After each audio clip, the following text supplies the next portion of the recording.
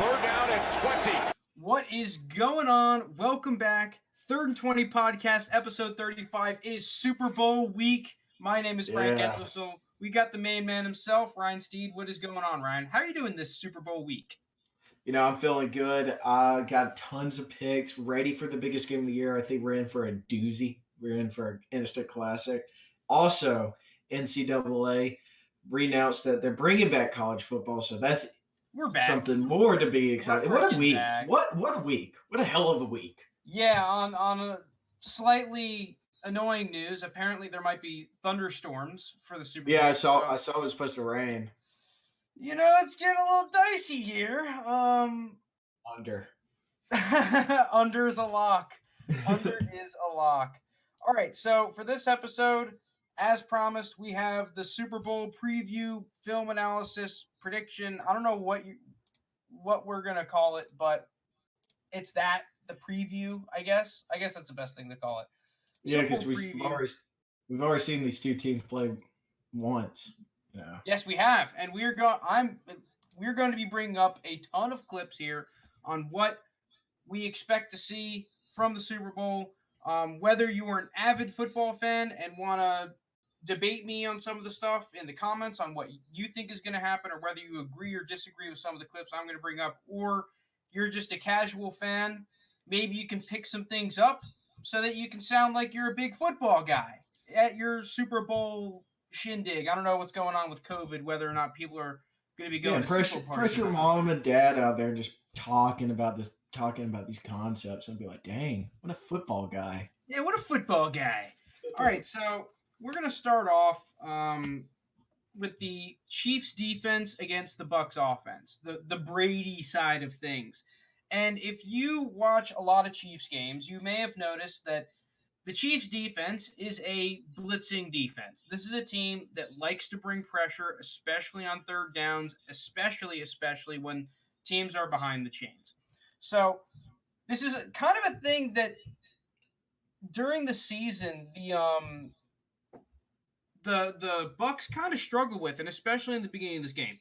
So what the Chiefs like to do is I actually forget who exactly is blitzing. So they're going to have guys come in here, right? You're going to have your standard 4-man rush, right?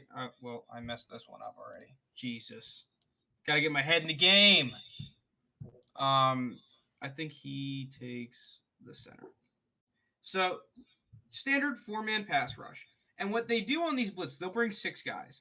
So they'll blitz this linebacker to take this guard, and then loop this linebacker around almost on a stunt, like what you do with a tackle end stunt, to try and create space for a blitzing linebacker. And this is really creative what they do, because you'll have 6 in protection a lot of times. I think it's Brate or the running back that'll block here. But what it does is they'll overload a side with this looping backer and get a guy free a whole lot. And it really fucked with the Patriots, not the Patriots. See, I'm already screwing up. The Bucs pass pro in this game. Yeah, you'll see, here he come. They'll loop this linebacker around. And even though the Bucs, if we go back and count 1, 2, 3, 4, 5, 6 in pass pro for 1, 2, 3, 4, 5, 6 rushers, you get a numbers advantage by using this little loop with your linebackers in the blitz. And it really gave him fits all game. As you can see, they're unable to come up with this completion on the outside.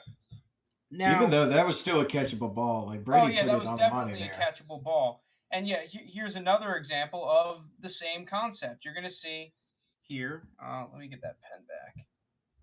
Let me get that pen. Oh, geez. Here we go. Yeah, you're going to see you're going to get a blitz over here and loop this linebacker in here. And you're going to see these guys. It ends up, they're going to bring Gronk in here to pass protect. So you still have 1, 2, 3, 4, 5, 6 guys against 1, 2, 3, 4, 5, 6 rushers. It's just they have. How do I erase this thing? There we go. You have 4 on the right side against 3. Does that make sense? No, against 2. Against these 2. You have like basically 4 against 2, and then these 4 against these 3. I'm screwing it up, but you get the point, all right? I'm screwing up the numbers, but you get the point. You loop a linebacker around, and then you get a guy free. You're going to see another example of it here. They bring in Gronk to pass block, but it's not enough because they don't have the slide the right way. He gets free, messes up the timing in the throw, bang, incompletion.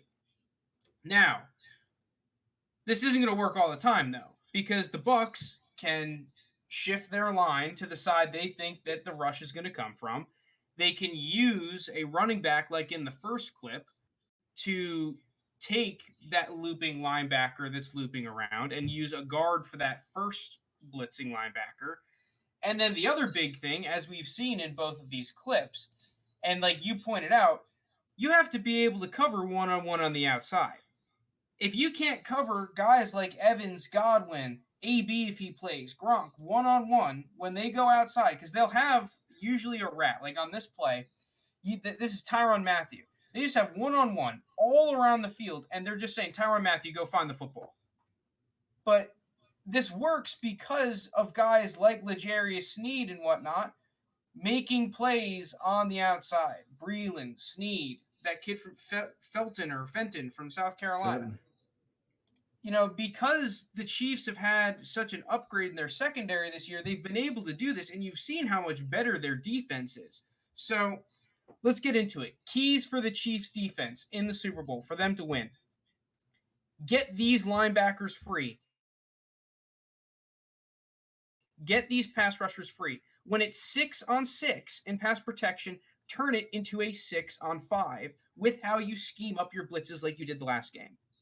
Second thing for the Chiefs defense, win your one-on-ones on the outside. L'Jarius Sneed, Breeland, Fenton, other corners, safeties against the tight ends in pass coverage. You got to win your one-on-ones. If you don't win your one-on-ones, these blitzes aren't going to get home. Brady can get the ball out really quickly. You need to make him just look one guy who's hot, win that one-on-one. And then the last one is probably Tyrann Mathieu. It could be someone else, but someone's got to make the big play for this defense. If they're able to get home, someone's got to take the ball away from Brady and the Bucks, create a turnover, get off the field in these crucial third downs. Someone's got to do it if the Chiefs want to have the success that they have been having on defense. You got anything you want to add for the Chiefs' defensive keys, Mr. Steed? No, I think you hit it on point there. It will be a challenging test for the corners, even though they've already played once. It's just that, these are very talented receivers. I'm still not sure if AB's playing or not. I don't think he is, which is huge blow for them. You still got to think of like an X Factor guy who could be like Scotty Miller, who, recently said he's faster than Tyreek Hill. You know what? I think I kind of believe him. This guy can fly. And I think he might be a tough one to keep up with. And from this point on the season throughout the playoffs, I think Brady and Scotty Miller have kind of found a interesting little hookup. It's X Factor. Yeah, this season, when coming into the season, who would have thought that it was Scotty Miller that was going to be the guy come up with plays? Now we've seen Tyler Johnson, who I think a lot of people thought was going to be that third receiver dude coming up with plays. He's been making some plays, so you got, at the end of the day, you got to win these one-on-ones. So now let's go to the other side of the football. For the Bucks, well, surprise, surprise, on the other side of the coin, it's, hey, if they're going to be blitzing 6 guys and you have one-on-one on the outside, you got to win it. In the first half of this game, they couldn't win it. In the second half, you started seeing them move the ball when they put Mike Evans and Godwin and all them one-on-one, and they were able to start coming back. It's just a game of matchups at the end of the day. If they're going to rush, you got to be able to win the one-on-one. You have the field. You have the advantages of the offense. You got to be able to win it. Second thing, kind of like the opposite side of the key for the Chiefs defense, when they rush 6 and you're blocking 6, you need to make it 6-on-6. They cannot be getting free rushers when they don't actually have a numbers advantage. Make them, if they want to get a free rusher, rush an extra guy that you have blocking. Don't let them get a guy free, untouched, when you're blocking 6 and they're rushing 6. It's a huge, you give Brady that extra half a second. These are completions. That he's too good. as long as even if you get a hand on these free rushers, that's the difference between converting on third down, converting the big play, and not. And it doesn't throw off the timing as much. And then lastly, speaking of third downs, you just can't get behind the chains against this defense. You have to make them respect the underneath throws. You do not want this defense to start setting up too high safeties and being able to disguise looks and not have to worry about the underneath throws and the checkdowns. You need to make it so that your third downs are third and fives, third and fours, third and threes. It is absolutely crucial because once you start getting into third and sixes, third and sevens, and beyond, then you're playing right into the hand of this Chiefs defense. The Chiefs defense will not get a ton of pass rush if they have to rush four, right? And Mm-hmm. Once you start getting in these third and longs, you just give them that excuse to blitz and an excuse to disguise these looks and make it really tough on your offense. You make it third and short, you can make them pay for blitzing by getting the ball out real quick to the outside on like a little quick out, speed out, a little slant, whip routes, just checking it down to guys like playoff Lenny in the flat. Like when you get in the third and shorts, defense got to respect that. Third and longs, they want you to do that. So you cannot, if you were this Bucks offense, get behind the chains consistently. But now we move on to the side of the ball that everyone probably wants to hear. It's the interesting one, and it's the Chiefs offense against the Buccaneers defense. All right, so let's get into it. Why did the Bucks get absolutely thrashed in the first half of the last game by Tyreek Hill? So we get into the very, very beginning of the game. The Bucks defense did what they wanted to do and what they do against all these other teams. They got everyone just one-on-one here, just real tight, hands on the receiver, right? And what they love doing, let me get the pen back for this one. Bang time. What they really like doing is blitzing linebackers. They'll have like this linebacker a lot of the times lined up in an A gap, and they'll drop him and then blitz the other one. Like that's what they love to do. Todd Bowles in this defense, they want to play with these linebackers and then play real physical matchups on the outside where you're getting hands on with a deep high safety, right? He's just covering the whole field deep, and you're getting hands on, good pass rush, right? You got stud pass rushers on this defense. Problem is that you kind of happen to be playing the one team that is really good against that philosophy because let's rewind this real quick. Just look at this matchup with Tyreek Hill up here. Carlton Davis doesn't get a hand on. Mm-hmm. You can't do that, especially with when you got Patrick Mahomes throwing the ball. Like you look at both of these, even though you got Robinson a little bit open down here, both of these corners get hands on. You can't play press one-on-one against Tyreek Hill in general usually, especially if you can't get a hand on him. You have to disrupt that route. You cannot let him get a free release with only safety help in the middle. He will eat you up, and he did. So then what did they do? All right, well, we did a similar kind of thing, but let's just play off coverage here. Let's give him 10 yards. Okay, if we can't get a hand on, we'll play pretty tight on these other guys. This is zone, not man, first off. But we'll give him a cushion, right? We'll give him a cushion. Well, you can't really do that either because then Tyreek Hill can just double move you and you're screwed because you don't have a safety that's helping you out a ton. He's taking the bait over here on Kelsey in no man's land, and then you let Tyreek Hill get a giant touchdown. Mm-hmm. Okay, so like any team that lets a receiver get 200 yards in the first quarter, they doubled him. They switched out. They doubled him, unsurprisingly, right? So the real question is, how did they double him? How did they switch? Well, the first thing that we saw is that they started shifting zones towards Tyreek Hill, which wasn't necessarily a huge positive because this is a huge play that happened. This is kind of a busted coverage down here, but you can see, hey, we have Tyreek Hill covered. We got a bracket guy underneath and over the top. We just kind of let the other fast guy, Mecole Hardman, run up and down the field. But at the end, you'd rather have Mecole Hardman running deep than Tyreek Hill, right? Like, Yeah. this is exactly why. No, but all jokes aside, they just started bracketing the crap out of Tyreek Hill, and they bracketed Travis Kelce. Here, we are going to have a fun little two-man, just simple two-man. It's just not your traditional two-man where you have a safety over the top on the left and the right. This is, oh shit, we're playing against the Chiefs two-man where we have, they're going to motion. Let me fast forward because they're going to motion Tyreek Hill across the formation here. Okay, bang time. We are going to be playing, oh crap, we're playing against the Chiefs two-man where we have one-on-one here and then just a double on both of these guys. And then you're just letting these guys have the entire field, right? And that's kind of how I expect them to play the Chiefs. They're not going to live in this, but I think you're just going to let the other guys be one-on-one because you can have plays like this where, okay, I'll let them do this corner route. I'll let anyone but these two guys right here beat me because they're 15-1. They've beat everyone else. And another coverage that I think that we're going to see a decent amount is this quads look. They're going to motion Le'Veon Bell back in here. All right, and stop. So they do this quads look. So a lot of times they're going to have this corner locked onto Travis Kelce one-on-one.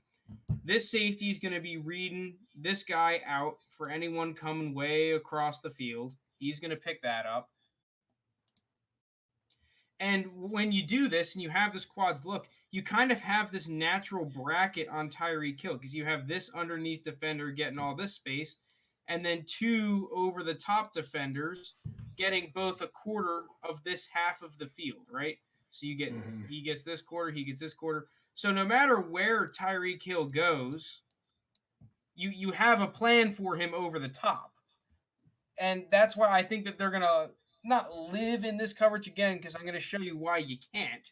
But if there is a coverage where, okay, we cannot have Tyreek Hill ruin our game, this would probably be it. It's just like everything in football, it has downsides because you have to leave Kelce, the other guy that's going to ruin your game, one-on-one. And other guys like Le'Veon Bell and Hardman and anyone underneath, they're going to have space. And the other problem with it that we're going to see on this play is that you can run cover 4 beaters. Like on this play, where you're going to have a post on the outside and then an out, and you're going to see there's a ton of space, even when they do the right switch. Oh, geez, I'm struggling to keep up with this. They don't throw the ball to him. You're going to see, all right, let Kelce open. But this is a concept that if they play this quads look, you're going to see. Because even when you switch, bang, pen back, you're going to have this deep post. Even when you switch and have this safety run with the post and this corner hit the out route, it's a lot easier to do on paper than it is to actually do it in the game. These guys like Tyreek Hill happen to be pretty fast. And if you try to live in this quads look, this throw is going to be there. Mm-hmm. And this is a nice 15, 20-yard play that you can consistently hit. And if they don't switch it, well then, let me rewind real quick. If you want to not switch this, it's even worse. Because then I have, oh geez. Yeah, here we go. Because if you don't switch this, then I have a post against a corner with outside leverage with all of this field to work with, right? So you can't really live in this coverage. So what do I expect the Bucs to do? Well, I think we're going to see, like in the second half of this game, a whole myriad of ways where they try to double Tyreek Hill. I really doubt, and I think they've learned their lesson of trying to let Tyreek Hill be one-on-one and ruin their game over the top. In the other, it's not like they doubled him every single play in the second half. And the few times that they didn't, well, he still ruined the game. He still made some plays. What are you thinking, Steve? What are you thinking? Let me hear your thoughts. Yeah, so I think you're right. The big key is, first of all, not to let have Tyreek Hill almost 300 yards in the first quarter. But Yeah, generally you don't want to do that. besides that, I think they did find kind of a nice little groove in their defense in the second half of this game. If they're able to take that into the full aspect of the full game. And in a lot of those clips, like their D line was getting home where, Patrick Mahomes is still going to make an amazing throw because it's Patrick Mahomes. But if they're able to continuously bring that kind of pressure on them and make them throw these like off platform throws, I think that's a huge win because their D line can get to the quarterback. We all know that.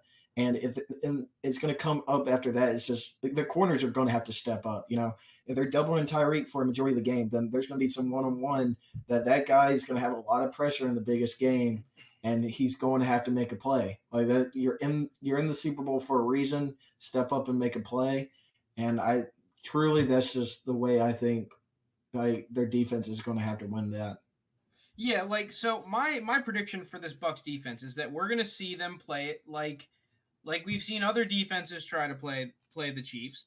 Is that you're gonna let them have some of those underneath type of throws, like instead of trying to do that 2-man double where you double Kelsey and Tyreek Hill and let everyone else one on one the entire field. You can't do that. You can't do that consistently. Only a handful of plays you can really get away with that. So I do think we're gonna see Tyreek Hill bracketed with an over under, a zone over the top, and a zone underneath, or man underneath with a safety over the top, so that you kind of force the Chiefs to work their way down the field. And then when the field shrinks up in the red zone, that's where the key comes in. You need to stop this team in the red zone. It is imperative that you do not allow the big play and you can get some stops in the red zone. And then the other keys that I have for the Bucks defense is you can't have penalties. And the first two Mm-hmm. drives of this game, they had 3 offsides penalties. You can't do that. The Chiefs are good enough normally. You start giving them free yards and turn third and mediums and third and longs into third and shorts, and you allow them to have, instead of a 2nd and 7, a 2nd and 2, where you basically get a free shot play. That'll kill you as a defense. And the other thing is you just got to make Mahomes uncomfortable. You need to switch up the coverages so that he doesn't know what you're doing on the back end. You need to get home when you rush with your pass rushers, guys like Shaquille Barrett, Jason Pierre-Paul.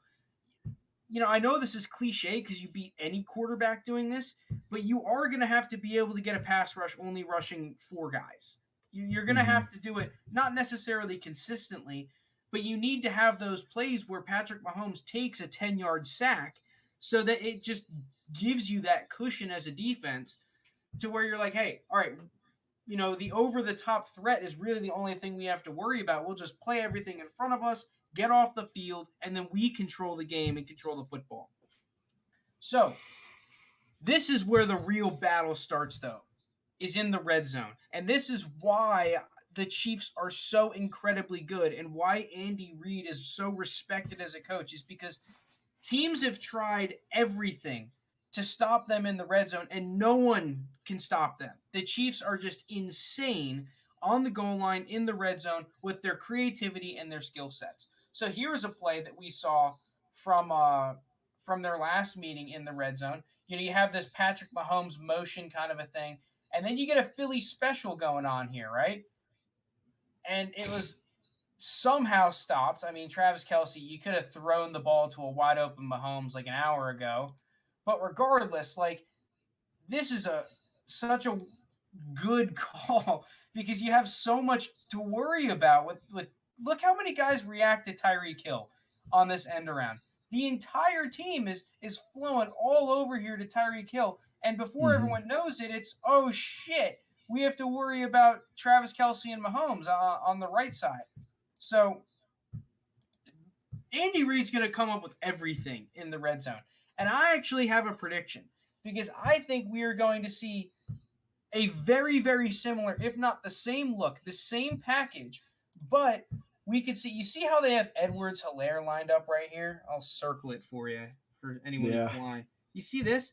I think that they could do a very similar look, but hit Edwards-Helaire on a shovel pass right behind the line here. Andy Reid loves the shovel pass.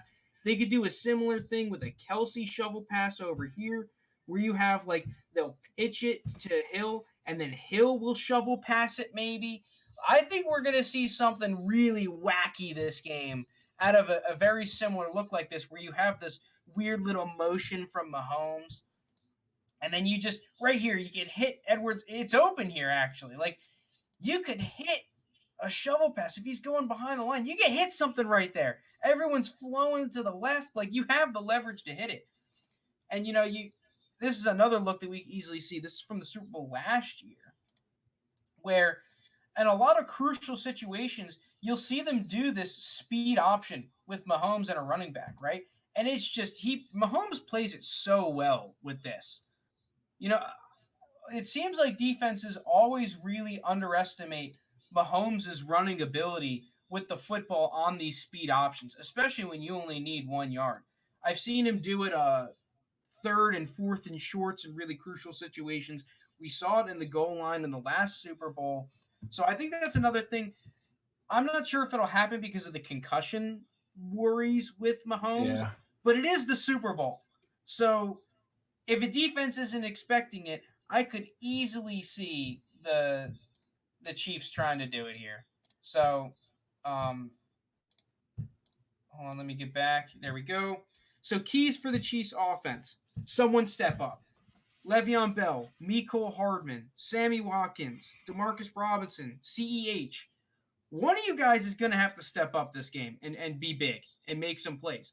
Last week in the AFC Championship, it was Mecole Hardman who made some plays. Can he do it again? Can one of these running backs do it again? Next thing, you got to be able to consistently run the ball well against these 6-man boxes. If the Bucs are going to play coverage and play 2 high safeties and lighten up the box against the running threat from the Chiefs and just say, hey, we'll let anyone but Mahomes throw it on us, you got to be able to run. We got to get these 4, 5, 6+ yard carries against a defense that doesn't respect our running game. We have to do it. And that's kind of what was happening in the second half of last game when the Chiefs weren't able to move the ball. The Bucs kind of just sold out coverage, and the running attack was kind of inconsistent. They had a couple of good runs, but a lot of the runs against the light box were only 2 or 3 or a handful of yards. You need to be able to run the ball against the light box. And lastly, what has made this team so good, you have to continue to do it, score in the red zone. You have to cash in the red zone. You cash in the red zone, the Chiefs will win this game. Yeah, easily. And I like the point you brought up with the running game. I think Clyde could have a huge game, and I would like to see him get involved as kind of maybe they're not putting their soul thought into Clyde Edwards. I mean, he drafted this guy in the first round, and what better time to pop out than just in the Super Bowl? Because we've seen it last year with who was it, Damian Williams. He had a really good Super Bowl, so maybe Andy Reid can have some attest to that with a more talented running back. I mean, dude, if you're the Bucs, who are you going to let beat you? The Chiefs running game or the Chiefs passing game? I'm choosing the running game every day of the week. And that also includes the extension of the run game. That little shovel pass stuff to Tyreek Hill and Mecole Hardman. We saw Mecole Hardman had a big 51-yard run the last game. This Bucs, you got to stop that. If Patrick Mahomes is so good, he's going to make plays. Make that the only let them make plays running the football. Don't let them make plays with those little bullshit shovel pass kind of a stuff. If you can beat Andy Reid's creativity, then you can beat the Chiefs. There's no way you're going to beat Patrick Mahomes. You just have to make sure that Patrick Mahomes is the only guy that's making plays. So that if you get a Chiefs team that only puts up 24, 27 points, Bucs can win this football game. You just gotta. It's more about mitigating than it is shutting down. You're not shutting down this team. They're too good. They have too many weapons, right? but you have to mitigate them. When it gets in the red zone, make it tough on them. Don't let Andy Reid scheme up good looks and good plays against your defense. You have to be the one setting the tone and having these inherent advantages. Don't let the Chiefs have the inherent advantage with the numbers and how they scheme up with formations and personnel groupings. Yeah. And the Bucs have a defense that can do it. They got two insanely talented linebackers. Their D-backs, Carlton Davis got crapped on, but he had a phenomenal playoffs. Winfield's a good player. They have the pass rushers. Like, they have the talent to do it, to mitigate. And they did that second half.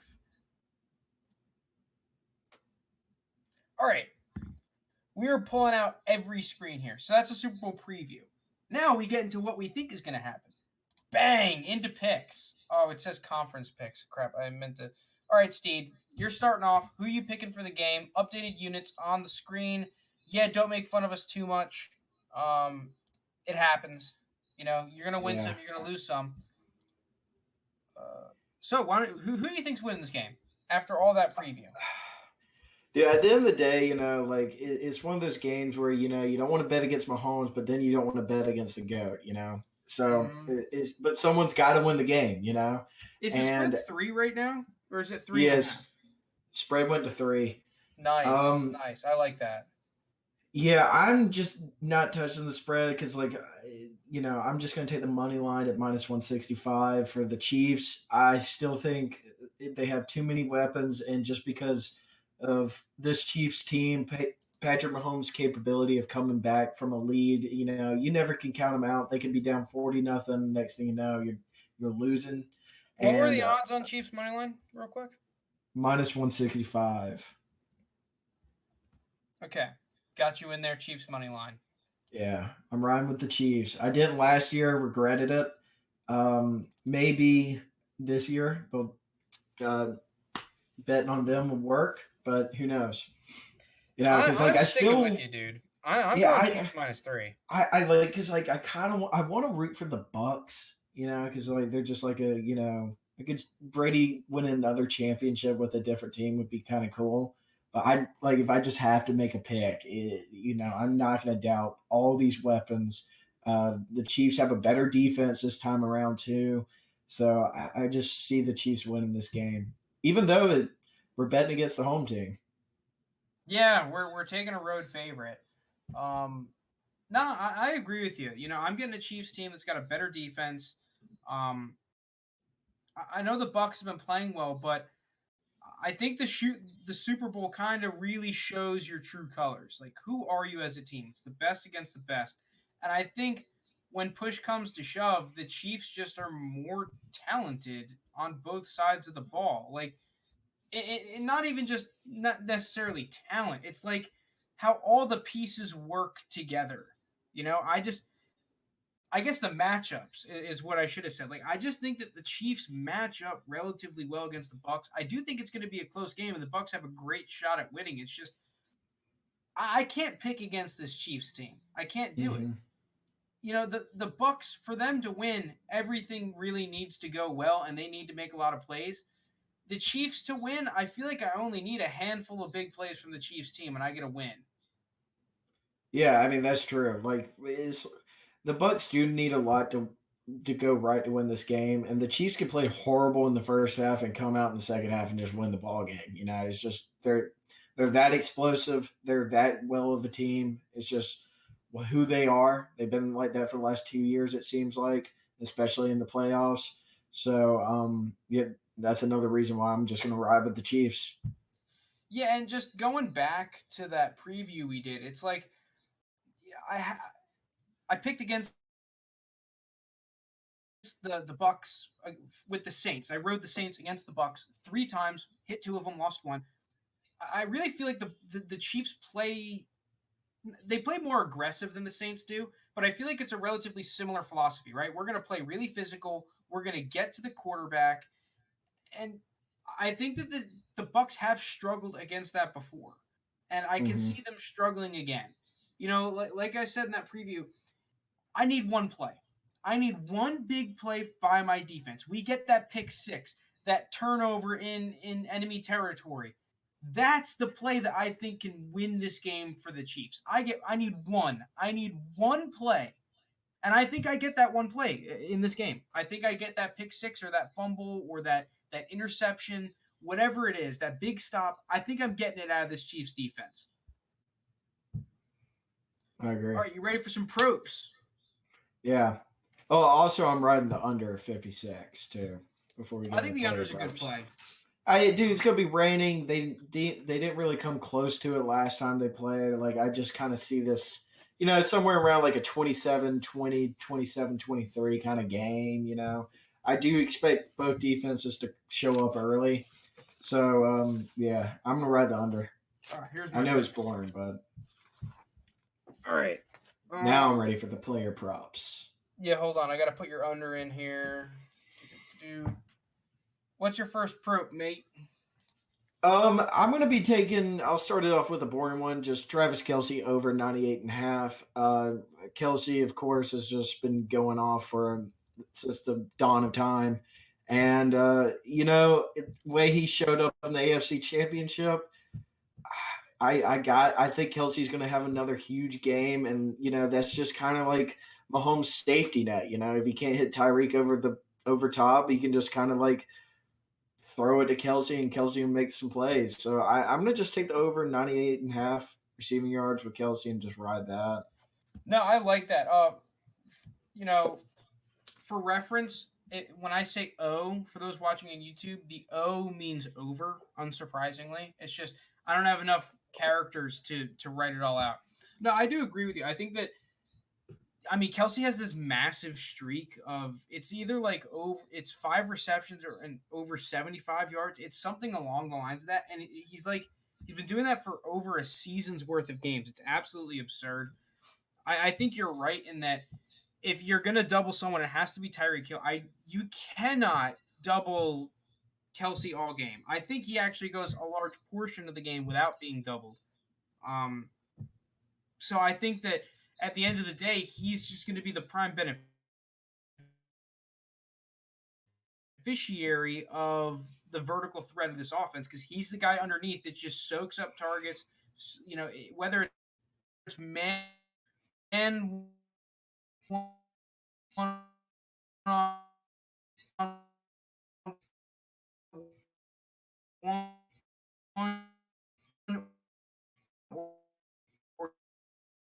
or you're playing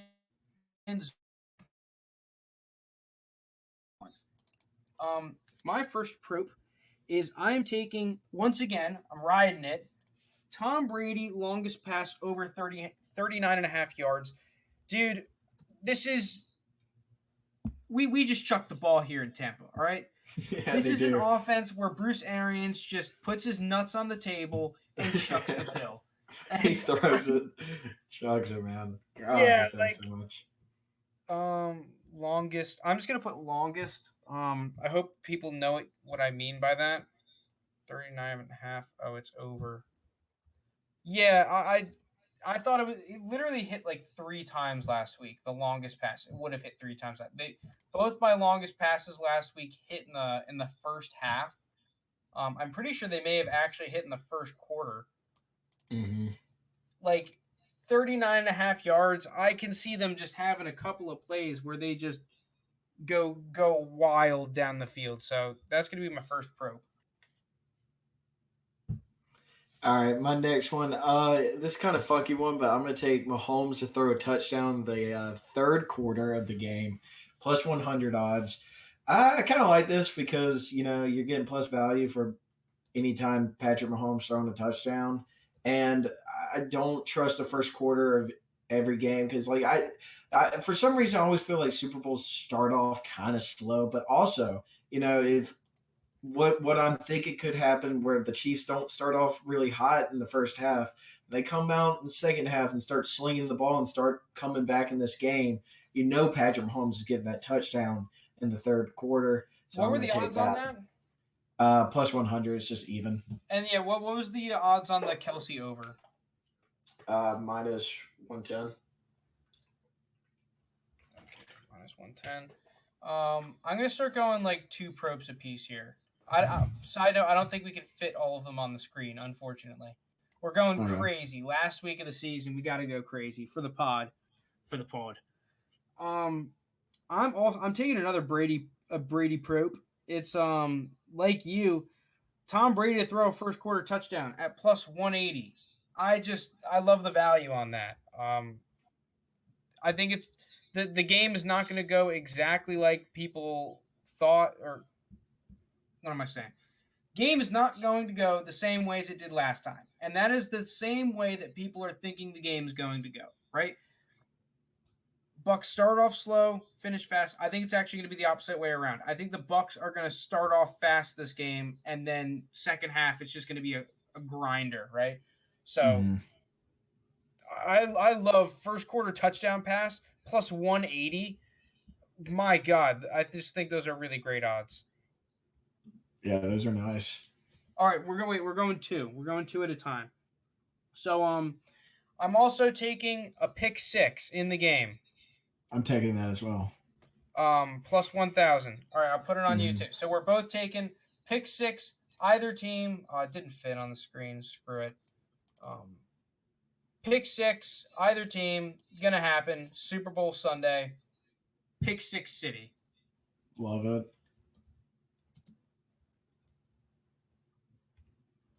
All right, what else you taking, boss? I got the first catch from the Bucks going to be Scotty Miller, my guy, plus 1,200 odds. I like that. Just give me something with a little value, sneaky guy. And then I'm taking Shaq Barrett to get the first sack of the game at plus 550. Wait, plus 1,000 you said for Scotty Miller?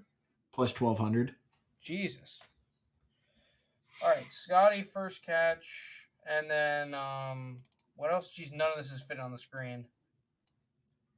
I got Shaq Barrett first sack. Plus 550.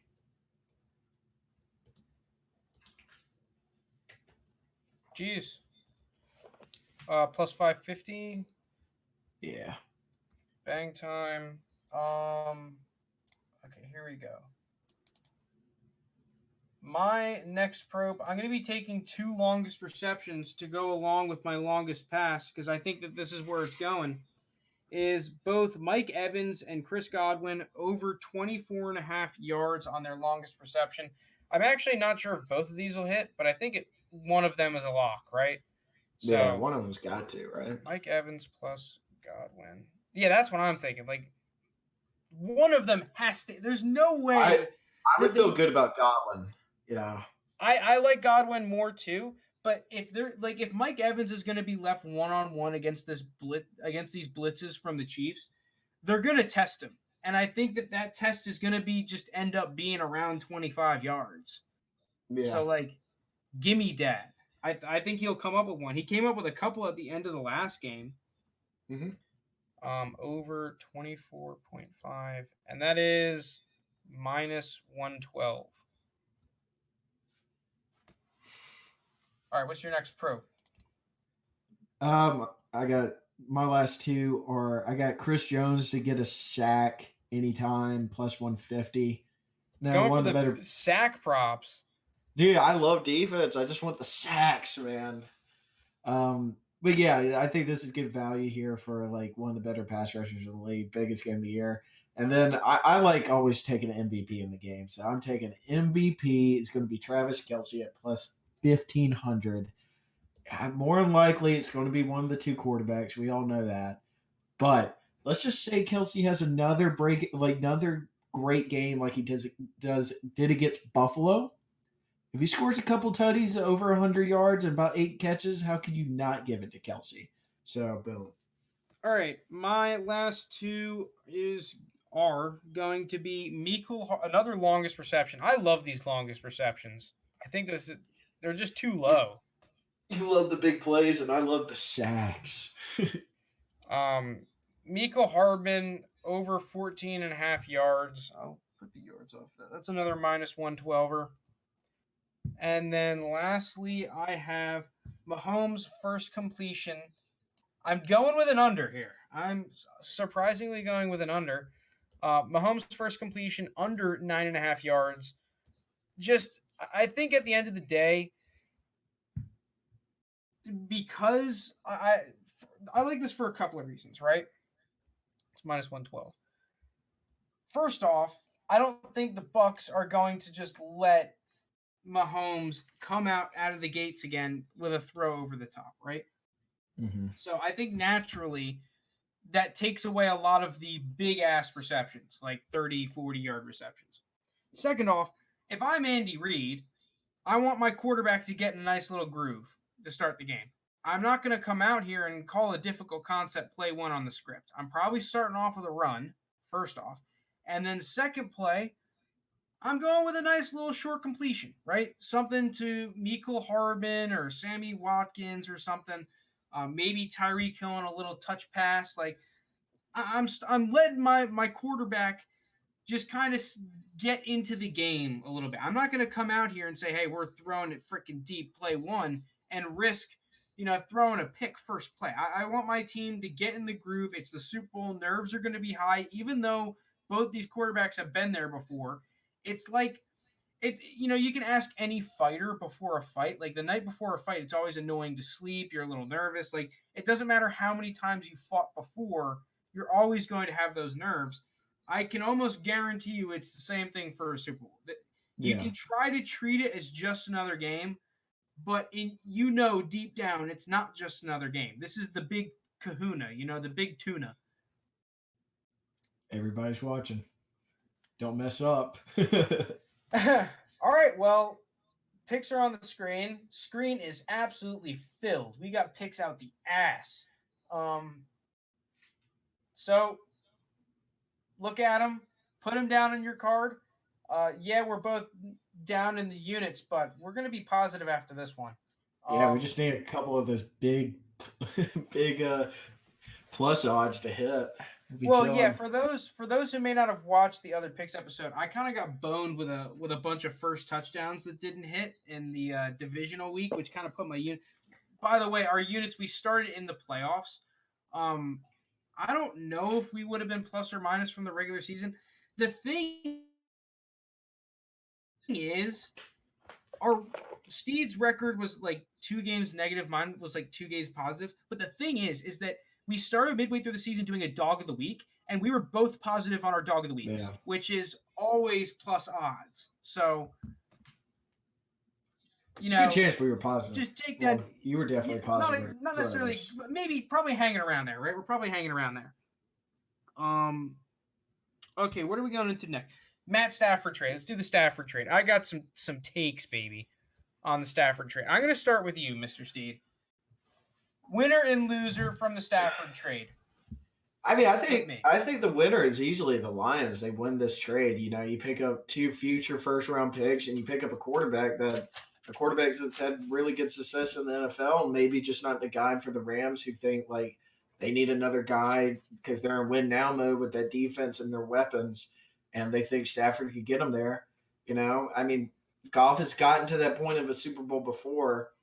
And I don't think it's really a bad trade at all for the Lions. Like you get one thing you haven't had with Stafford, and now you start building around Goff is where you're accumulating these picks, and you can finally get some talent around a quarterback and try to put a team out there that isn't worse than garbage. Just terrible. I agree. First off, I agree. I love this trade for the Lions, mainly because you had to trade roster at the start of the season with the new management and new coach, right? And you got multiple firsts for him. You got multiple ones. We were thinking before he got traded that he wasn't even going to fetch a singular one, and you get 2 plus a third. I think it's a fantastic. On top of getting a quarterback, like whether you like Jared Goff or not, these by the time your team is projected to be relevant, and that's if you hit your picks, you can weasel out of the Goff deal for like only $8 million in dead cap.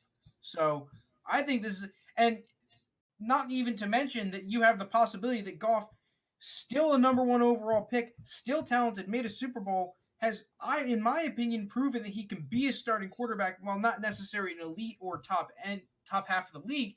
He's right around that middle tier starting quarterback. I have always had Yeah. Goff around that 16 to 18 quarterback range in the league, somewhere around there. And man, did you just get a haul if Jared Goff ends up panning out for your football team. Now, I also really like this trade for the Rams, surprisingly. And I've seen everyone keep saying, whether it's on Reddit or Twitter or TV and stuff, oh, well, the Rams, they're playing it wrong. They're not going to have a first round pick for like 7 or 9 seasons or whatever. Okay. Well, I went back from 2005 to 2016, and I looked at all the first rounds. I wanted to include 2017 in the recent ones, but giving it some time, right? You need at least like 4 years to really judge a rookie. Look at Nelson Aguilar, right? And there are plenty of players that just take a little bit to develop. So for 4 first round picks, they traded 2 first round picks for Ramsey, right? And I think a couple other picks. So let's just take the first round picks. For 4 first round picks, you got Jalen Ramsey and Matt Stafford. Listen to this. From 2005 to 2016, with 4 first round picks, the chances that you draft a multiple time first team All Pro, which Jalen Ramsey is 17.5% with 4 first round picks. Hold on. 30.21% with 4 first round picks. With 4 second half of the draft first round picks from pick 17 to pick 32, which everyone is projecting the Rams to finish. Pick 17 would be 2 spots out of the playoffs. So that would be the Raiders this year.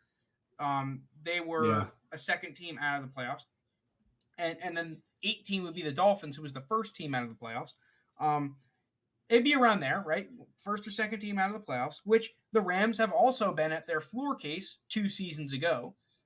So assuming that the Rams are at minimum a first or second team out of the playoffs into a playoff team, you have a 17.5% chance of drafting a multiple time first team All-Pro.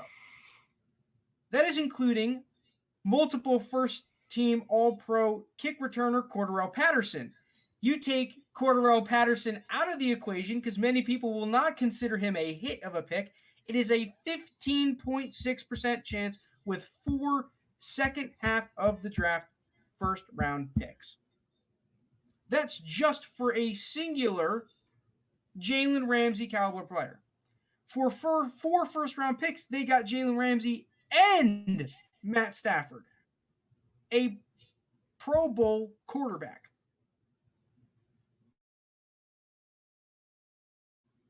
Now, do you think it's really that bad of a deal? Those deals for the Rams. I understand this isn't taking into consideration contracts and all that jazz, but I did some more stuff.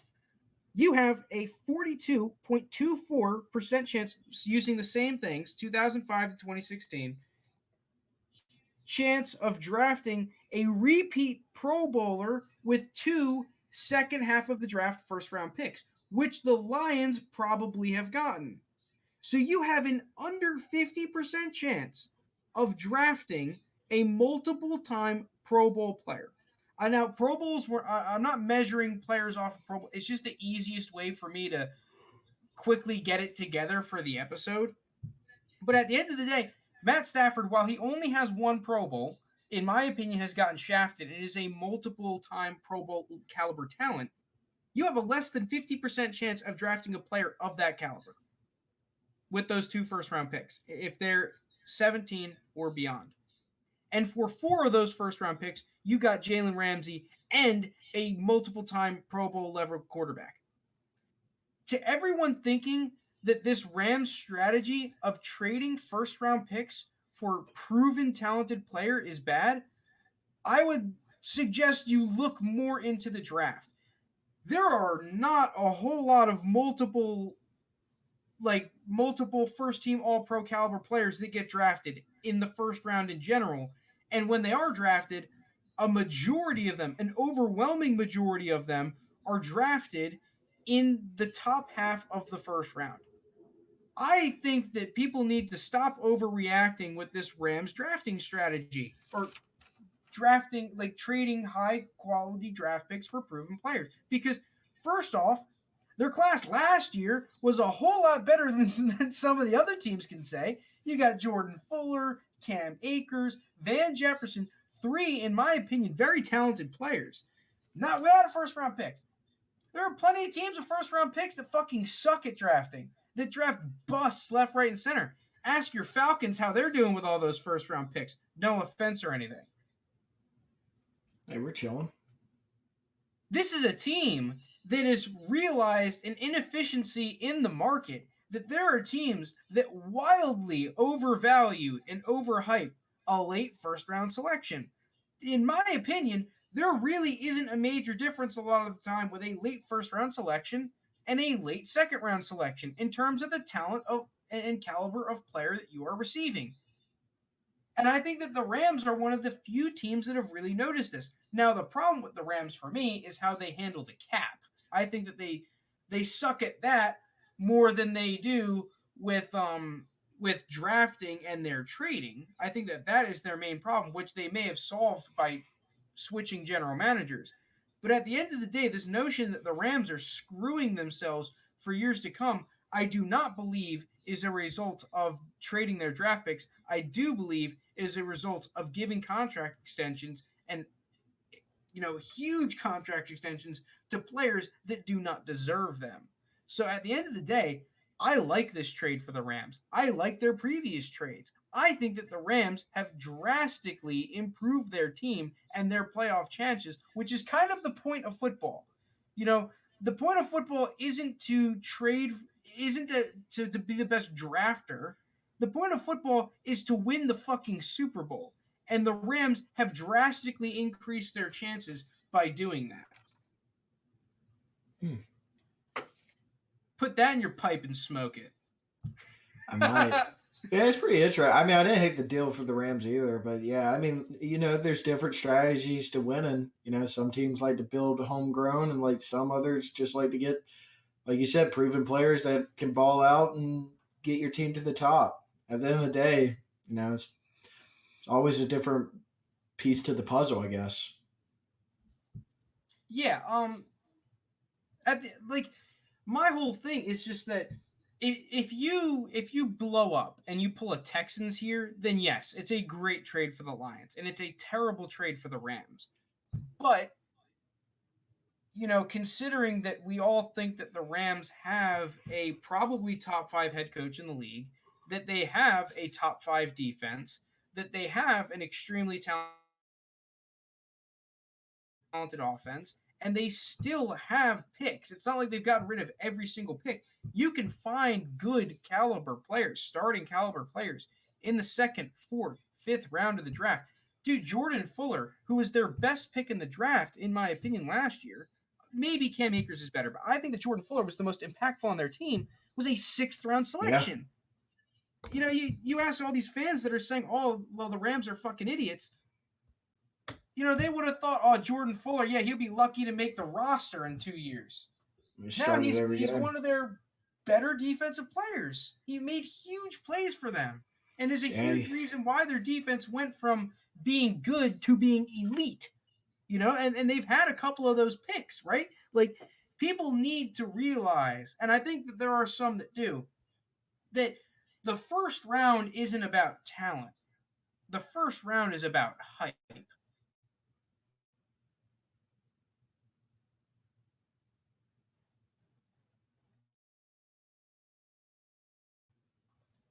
That's just the way the news goes, dude. I Like, like that. the very, very talented players get picked usually within the first 15 picks, 14 Yeah, more picks. likely, yeah. Those are the true beasts, right? The true, like, this guy is just clearly better than everyone else. They're going to be gone by, usually, obviously it's varied depending on the class, but usually those kinds of players are gone by the time pick 14, 13 rolls around. And those are still considered really high caliber picks.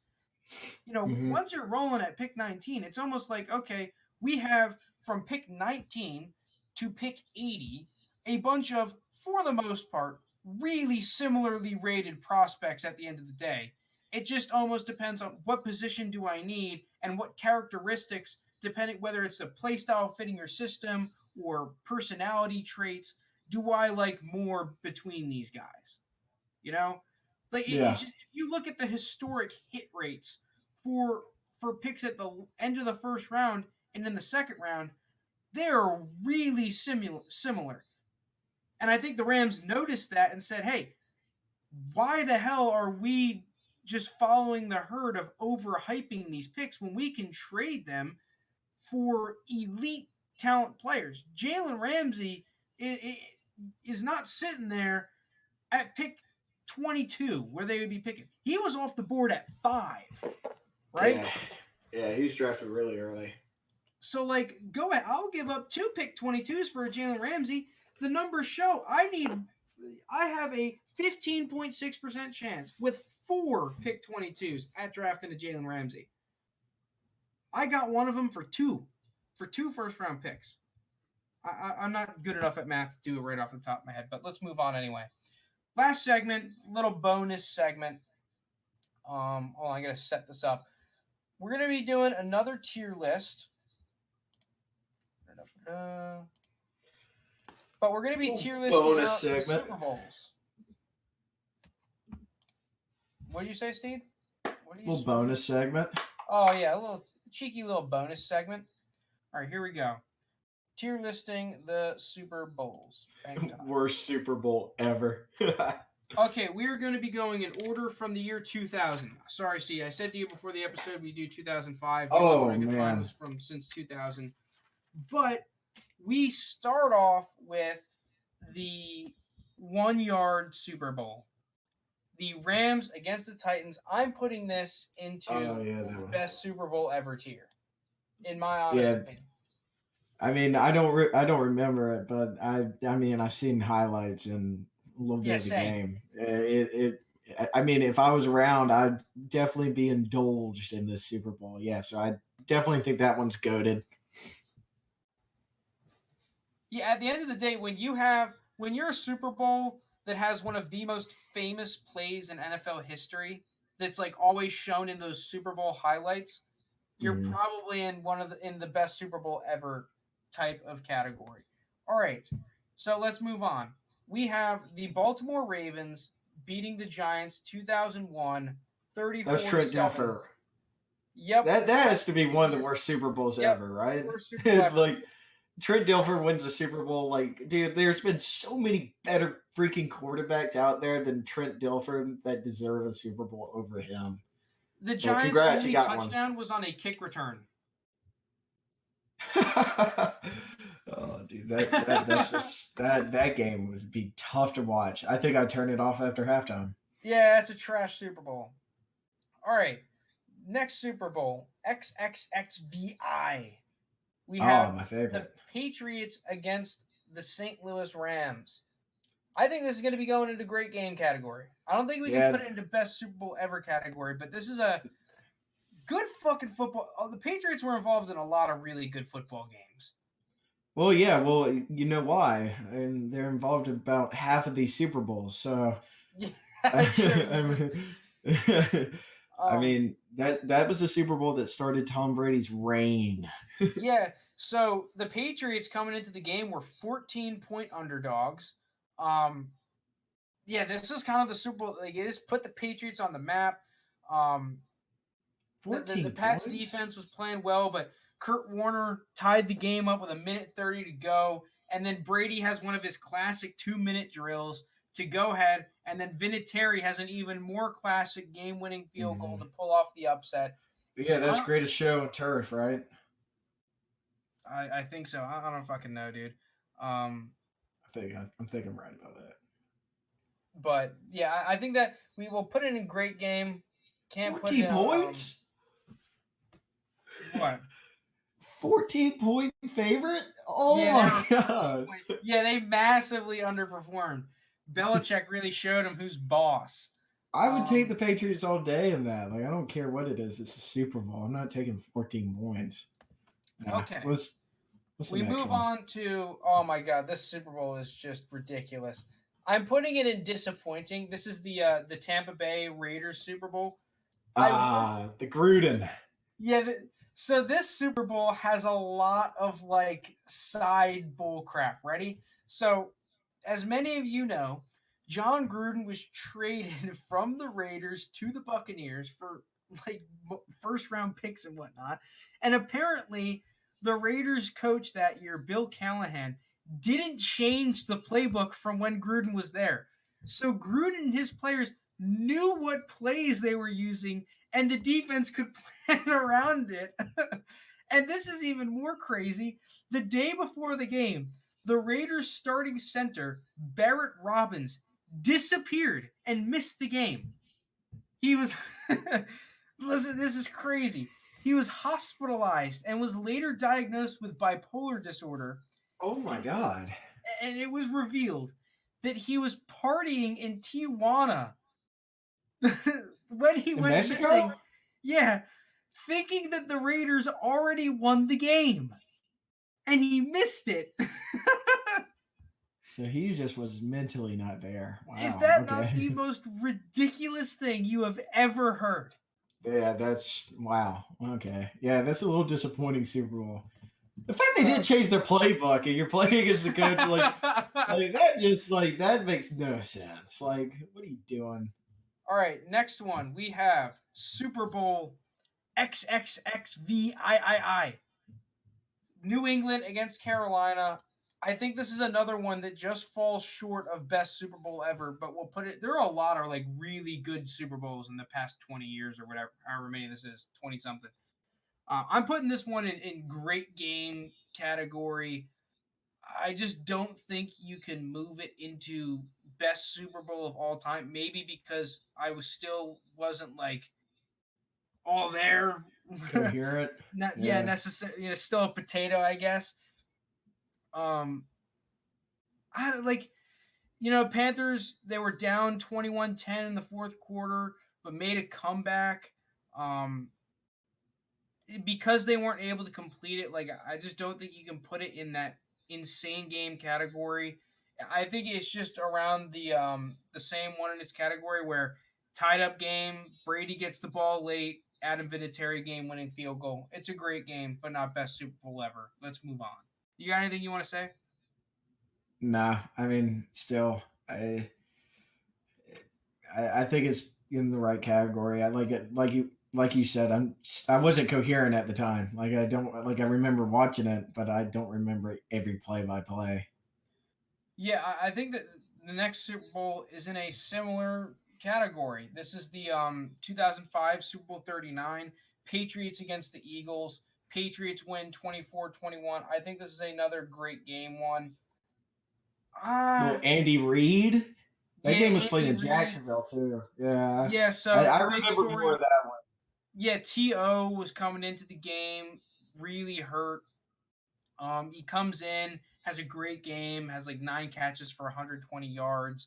And then the Eagles had a chance to win it in the final drive, but he threw a pick. Love it. I don't know. I think that if the Eagles ended up winning it late, then yeah, we can put it in the best Super Bowl ever. But because they didn't, I think this is just in that same tier of good Patriots Super Bowls, but not one of the very, very top tier memorable ones. Next one we have my Steelers beating the Seahawks 21-10. I think this was just a disappointing Super Bowl at the end of the day. It's just I just think it was. Like it was just kind of boring. Yeah, it's just kind of I enjoyed it. I'm sure you did. Sure you did. But like the Steelers, I just felt like we were in control the entire time. It was just it's just kind of the way the news goes. It felt like a 1:00 game. Yeah, it really did, right? It felt like a 1:00 game. This is the most overhyped 1:00 game. Maybe we could put it in the meh category, but I think it's more disappointing than meh, in my opinion. Next one, Colts Bears. I really like the Super Bowl. I'm putting it in the great game category. I think you can make an argument that it would be top of meh tier. What do you think, Mr. Steed? This is actually the Super Bowl I truly remember as like the first Super Bowl like game through I remember. I think it's more top of meh, All right, we'll because put it top of meh. just because of Grossman, man, like it's just It was definitely closer than the scoreline said, though. And yeah, like, no, it I was played out. It love was a really good Devin game. Hester, dude. Devin Hester is one of my favorite players of all time. The Yeah, guy is such a beast. But the I'll give it guy, that. I think it is tippy top of meh tier. Um, Next year, this is easy.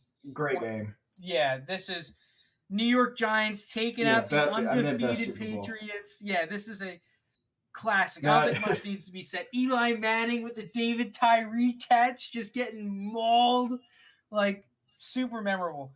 Same thing for my Steelers Cardinals Super Bowl. I think this is the next one. I think this is that's also Santonio Holmes. Yeah, yes, Santonio Antonio Holmes Holmes corner catch. in the end zone, toe tapper, great Super Bowl. I think that's all. This might be a little biased, but I do think it is in the best Super Bowl ever conversation. I'll order it. I think that one's I there. think that one's got to be There. top. Um, okay, now we have the Saints Colts Super Bowl. I think this is great Dude. game tier. Oh man, like it's like one of those things where like the score line, the ending score doesn't. Dude, like you want to talk about memorable moments to make it one of the better Super Bowls ever is like That Tracy the Moore all pick six, man. the onside kick to Oh start the yeah, the second onside kick. Yeah, half, you're like the right. balls by Sean Payton, the pick six, like Peyton Manning had a chance to late to tie it, and then it happens. Maybe it's top tier of great I game. think it's top of great game tier. I just don't think it's good. I think that to be the best Super Bowl ever tier, it needs to be a really close game. It was a really close game, don't get me wrong, but I mean, do you remember like those two teams started out both like 14-0 too, like oh just yeah, juggernauts. maybe I just don't think it's like just because like I'm comparing it to the Steelers Cardinals Super Bowl. Like, dude, I don't know if it, and like the Giants won, the Giants Patriots won. I don't know. Like I don't think it matches up to that one, to be honest. No, no, I don't think it does either. Now that I'm thinking about it, but like, yeah, I think It's it's like close. It's really it's close. close. I'll give It's you that. borderline, but I'll give it a great game. Okay, Green Bay Pittsburgh. I think this is the definition of a meh Super Bowl. Scoreline, I think, was closer. The game actually was. Steelers were down 21-3 in this game. We made it close. If we came back and won it, it would definitely be a great game. You know, Hmm. um, it's just for me as a Steelers fan, when I was watching this game, I could, even when we were coming back, I still felt we were going to lose the game, and that's what ended up happening. Even though, like, fuck you, Rashard Mendenhall, for fumbling the football. Like, we were pretty damn close.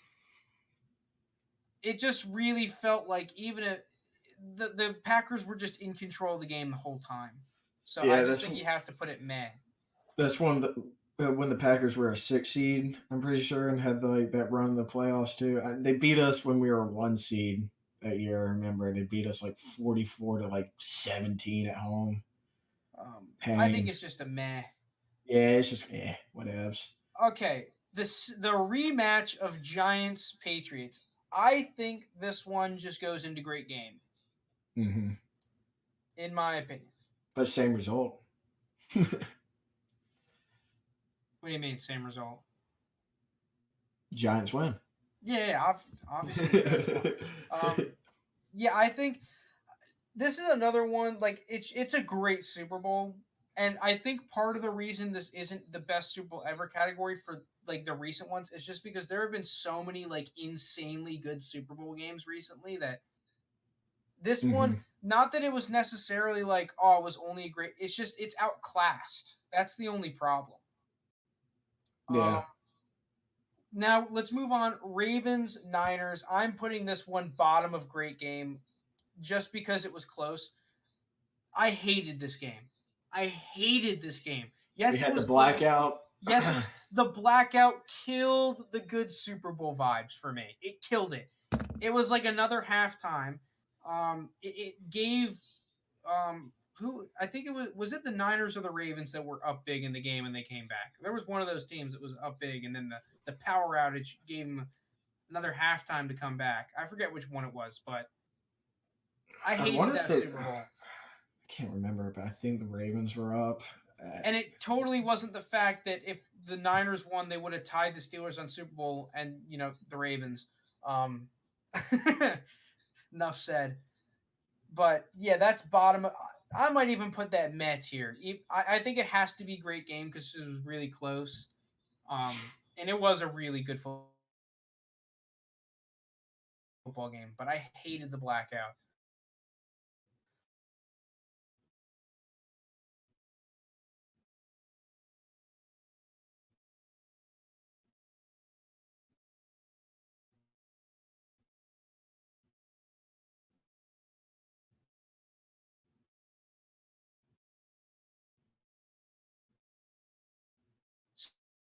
See, yeah,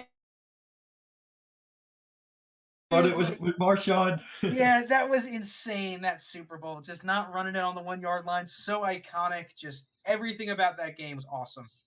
Easily arguable for the best Super Bowl ever.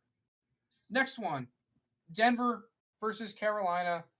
I think I that's think this one's disappointing. disappointing. Yeah, I Yeah. just think because we were all expecting that MVP level Cam Newton to come out and show what he's got, do his thing. And the only big play that we remember about Cam Newton was him not diving for the football when, on the fumble. Him Yeah. just pulling up. I think that's disappointing for me. You agree? All right, here we go. This one, you want to handle this one, Big Steve? I'm so sorry, but this has Dude. to be best Super Bowl ever category. It could be considered worst Super Bowl ever. Yeah, if this is Steed rankings, there it is. Worst I Super wouldn't even Bowl put it on the ever. fucking list. Doesn't even count. I gotta add a new tier for worst Super Bowl ever and forget pain. Just pain. I'm gonna put it up here just because of how iconic it was. I don't know, like I think you can make a good argument that it's a great game just because if we're talking about best Super Bowl ever, you can make it like, oh well, through and through, right? Best Super Bowl. I think Yeah. The thing I'm gonna say this and not gonna say like I'm gonna act like I'm not a Falcons fan. Just see it from a point of view for the chart. Is that the reason why I would say this is one of the best Super Bowls ever? Is just think about all the iconic moments. Is you know Robert Alford's pick six. Brady never been picked off in the Super Bowl. Falcons are up 28-3. Brady's comeback, the Julie Edelman catch, that the Julio just every catch was the just going Julio coach, insane. the Julio catch that should have nullified the game. Devontae Freeman forgetting how to play football, so Matt Ryan gets fucking murdered on the field, fumbles it. Jake Matthews little holding after a 15-yard pickup from Mohamed Sanu. And I mean, there's just a lot of it. Also first overtime in Super Bowl history too. Yeah. Yeah, I'll give you that. Yeah, definitely, but one of the best Super Bowls ever. Then, yeah, I was just gonna say because there was that point right before the Patriots started coming back. I think that a casual fan would have been like, "Ah, this is crap," I'll Well, play. it went from being like on pace to being the worst Super Bowl ever to now being in that tier of best Super Bowl Yeah. ever, and the mounter of an hour and a half. Okay. Eagles, Patriots. This I one's think that's a great definitely. game. I think it's very top of great game tier. It was, yeah, it was.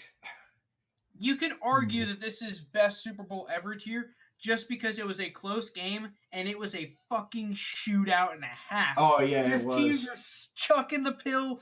Big Dick Nick Foles just showing why he's got the nickname. Just Tom Brady throwing for 500 yards. Nick Foles throwing for another 350. Like it's I'm gonna just put this so good. bottom of best Super Bowl ever tier. Yeah, no, I actually do like that game a lot. That I was a know good game. we're kind of treating best Super Bowl ever tier a little leniently, but I like a lot of these games. Okay. Patriots Rams. Is Worst this Super not Bowl the ever. definition of a disappointing game? I mean, yeah, you get the number one offense against the number one defense. You're expecting a good game. There's not a touchdown until like the fourth quarter. It's like it was so boring. It was This so may boring. be what worst Super Bowl ever tier, like top of worst Super. See, the thing is, because it was a close game, I feel like it's the classic disappointing game. Yeah. like you think about that Seattle Denver Super Bowl just sucked. It was like, okay, this is I don't know, like not that I'm not gonna watch it, but it's like it's just a blowout. Who Yeah. cares? We all know who's gonna win halfway before the game is over.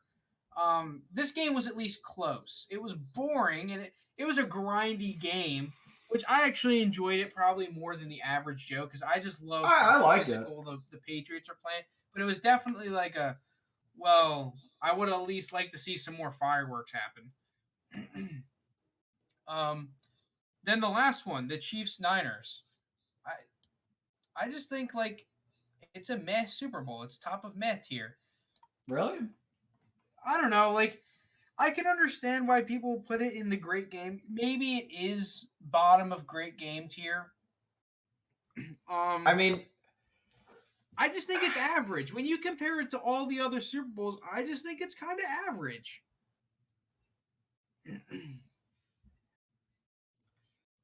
I don't know, dude. Like, it was a really good game. The 49ers got that pick with 7.5 minutes left, two scores up, I'll and put then a here bottom of comes great game. Cal. I'll put a bottom of great game. Maybe it's a man, but like, here comes Shanahan with with a two-score lead in the fourth quarter. Yeah, you know what? Yeah, you're right. I think I'm underrating this Super Bowl. Maybe it was because like we watched this game together and we were at that bar and it made it better. And I threw a decent amount of money on the 49ers, and losing that money made it like maybe it intensified it for me. Um, no, it's screw it. I lost money on that game. Put in the worst Super Bowl ever. All right, but with that being said, that's our Super Bowl tier list. How do I unshare this thing? Jesus. Yeah, that's the Super Bowl tier list. Actually, I'll keep it up one real quick, one last second. I definitely think we were a little bit lenient on some of the really good games. Like half the Super Bowls are either best Super Bowl ever or great game. Well, like I mean, like a quick cop out for that is like, isn't it supposed to be a good game? It's like, True. Yeah, you're right. like these are supposed to be good games. You don't want these to be like in the disappointing or worst Super Bowl ever kind of games. Like no one's hoping for a Denver Seattle game where it's 44-10. You know. And no one's hoping for a 28-3 comeback. You kind of just want that grudge match through the whole game. No, yeah, I completely agree. Like Super Bowl, it's supposed to be the best game in the season, right? But with that being said, if you made it this far, thank you so much for listening. Really appreciate it. If you're watching on the tube, like, subscribe, comment if you agree or disagree with any of our Super Bowl takes or predictions. But thank you so much for watching, listening, and peace out.